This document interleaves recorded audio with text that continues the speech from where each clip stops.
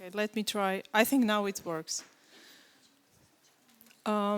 First of all, before I start my presentation, I would like to say that Digitain is very proud to be part of this great initiative. And I will try my best to give certain insights and information that most probably will be helpful for those companies or those startups that later on will have the chance to go global. And that's why the presentation is called How to Go Global. And I will try, when I took the topic, I understood that I can talk like for hours about this topic, but I tried to squeeze all the information and the experience that I got into a couple of slides. and I will focus more on certain important factors that I think will be helpful in future.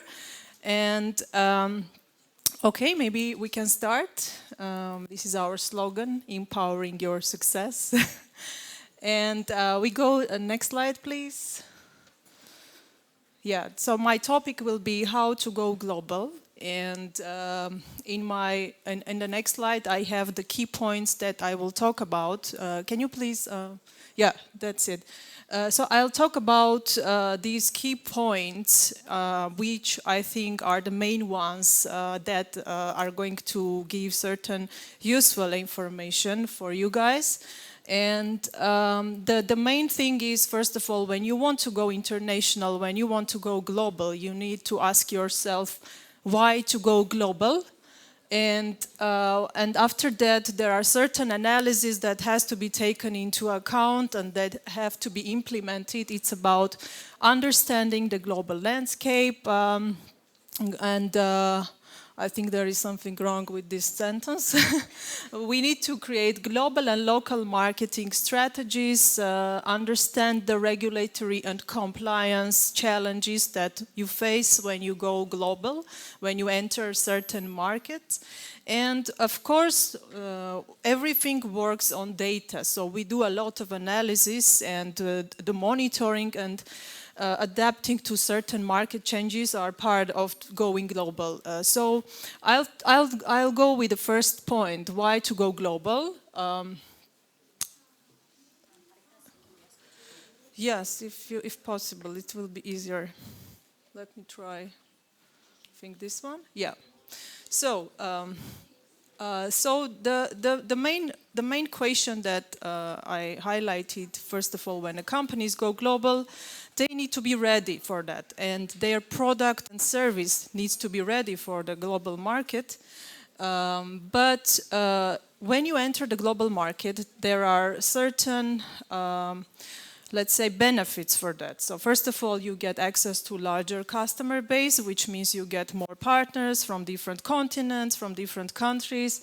There is also this diversification and risk reduction. Why I mentioned diversification and risk reduction? Because when offices operate, let's say, not only in one country, but you open offices in different countries, let's say you operate in different countries, this gives possibility to reduce the risks.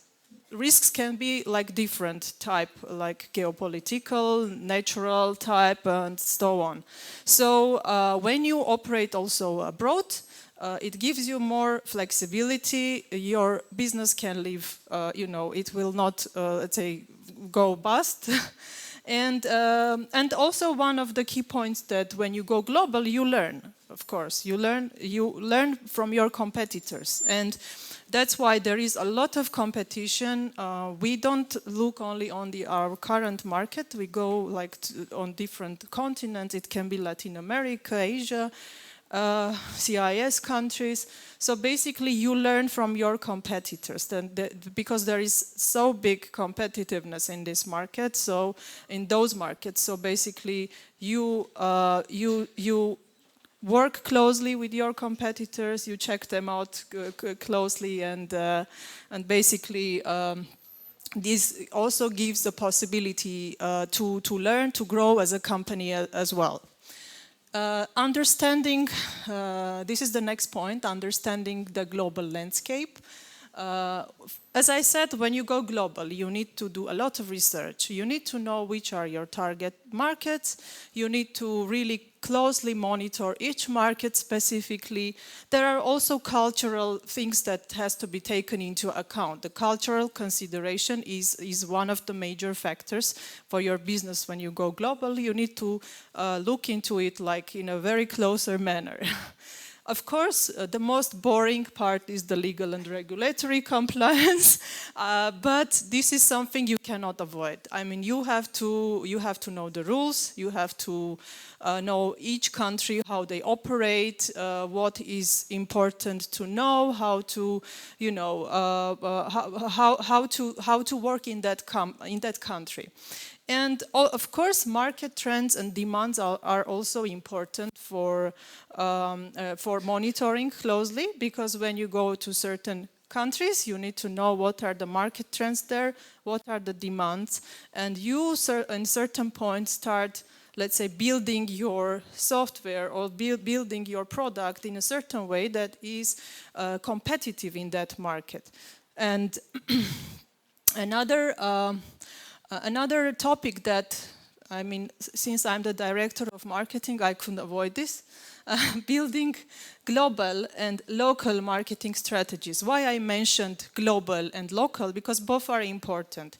When your company has a sales strategy, you build the global marketing strategy around that.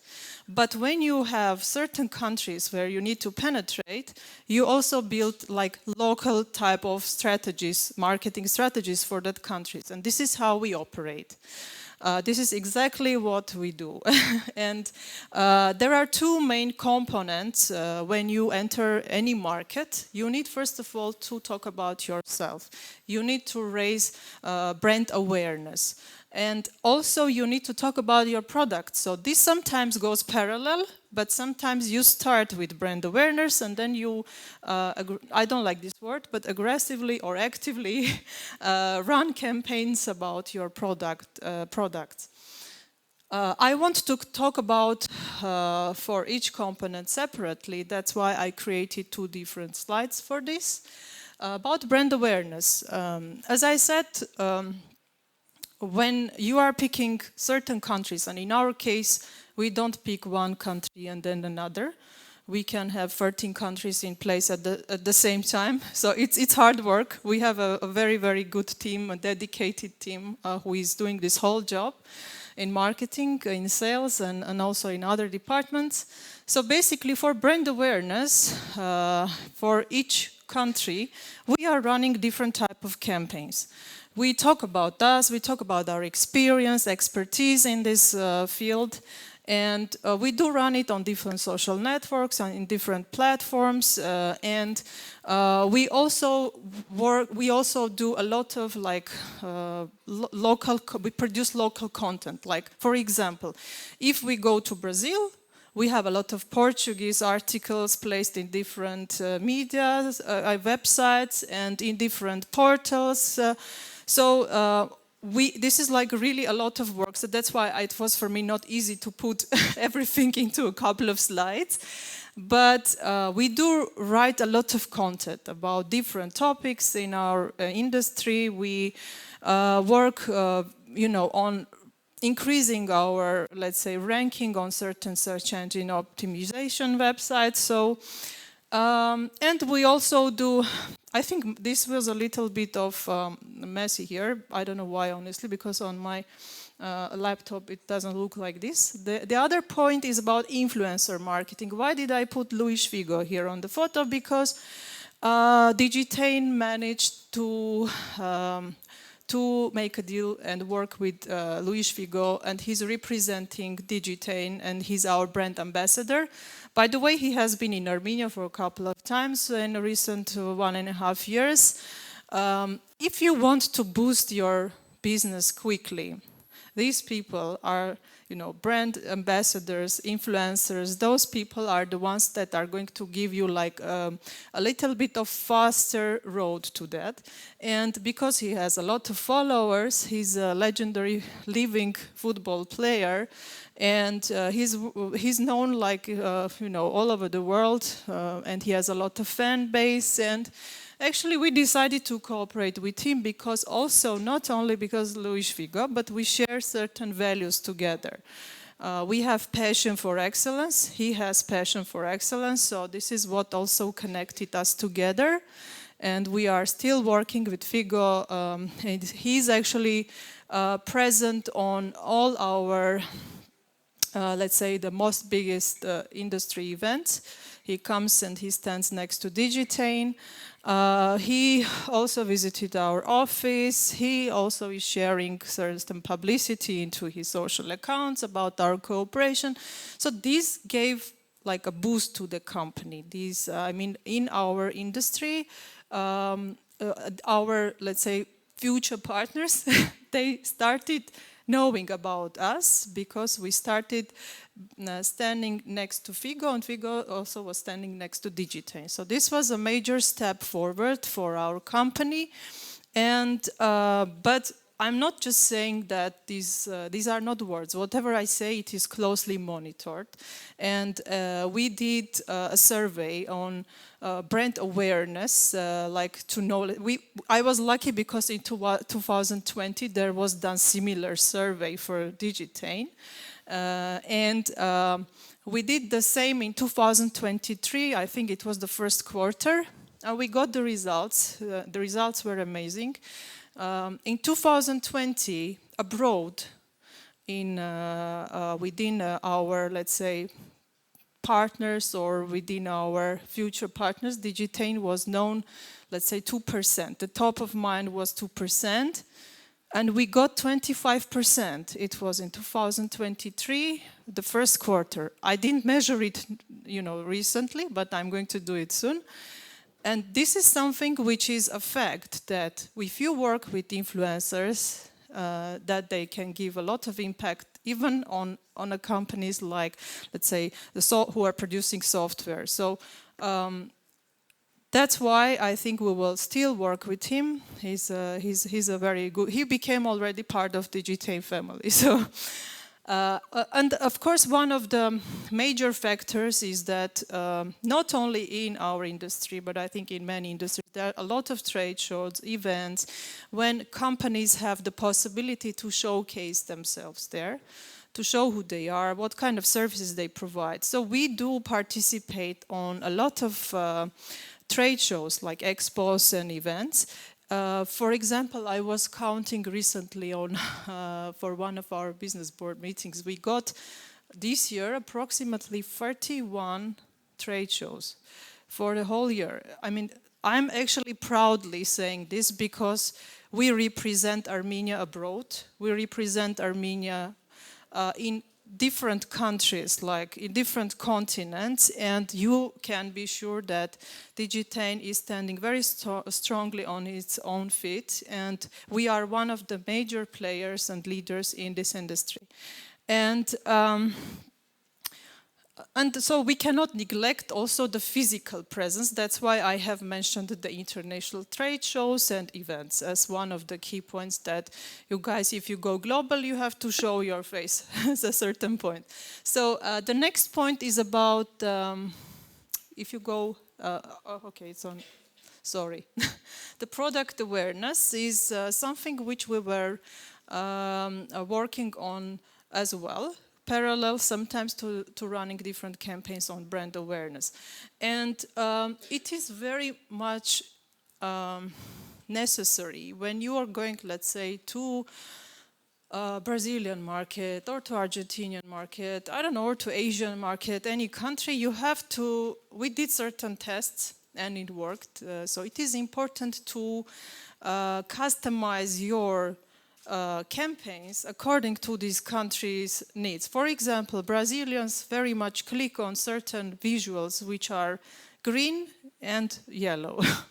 So we did create certain visuals on when we were advertising our products in this market, having certain elements which are close to their heart. And also, of course, the content is in Portuguese. We never run English advertisements in Brazil because only 5% of the population knows English. So that's why you have to be flexible. And you have to test all the time the markets that you are penetrating. You need to know which market will react to your campaigns when you're advertising your products. So content marketing is part of it. So that's why I mentioned tailored digital marketing campaigns, because we really focus on each country specifically. But it's a must. It's a must. If you don't want to waste your money, if you don't want to waste your budget, you want to have effective results, you just have to look into these details closely. And content marketing was part of it. So again, as I mentioned, we were creating a lot of content in different languages, placing them in different articles, and so on. When we go to different trade shows, so we have possibility there also physically to showcase the products that we have. So we have a lot of like demonstrations and stuff like that. So this is another opportunity that, let's say, people who are interested in your company, they can physically come and you can test with them certain things, and it gives trust, it gives reliability. And also, of course, we promote the products online as well. People can ask for them demos, request demos, check them out later on. Our sales team is getting into contact with these people. And there is one thing that I don't know why actually this looks. It's different in my computer. So lead generation was supposed to be on the second point. I missed this part. Lead generation is part of the most important campaigns that you as a B2B company have to run. Because you need to generate leads through certain campaigns, and you need to, first of all, know your audience, whom you're targeting. Again, not to waste budget, because we really focus on budget a lot. It's very important, especially when you are going new to these new countries. So lead generation campaigns are something which are vital in a B2B industry. It's not easy to generate qualified leads from different sources. It takes a lot of work, hard work. It goes first brand awareness, product awareness, and lead generation. So all these three are working together to give you good qualified leads. I mean, our sales team is happy, so I'm happy. Understanding this is the boring part, the regulatory and compliance challenges. There are a lot of laws. Each country is different. Let's say Taiwan is different, Brazil is different. They all have their regulations. You have to know each of them. That's why we have a big team of compliance department who are helping us on this. And the software licensing agreements, you have to apply for licenses. It takes time, step by step, but you have to know how to do it. There are a lot of advertisement rules for marketing especially, so we are clearly also monitoring the new updates that are happening in these countries, so we follow the trends and the rest. Localization against standardization is this about the product flexibility. So for example, if your product is standard, I mean, you cannot sell it in a country because they have different demands. So you have to adapt also your product to certain countries. That's why you need to make your product flexible. And this gives you opportunity, to be competitive in those markets.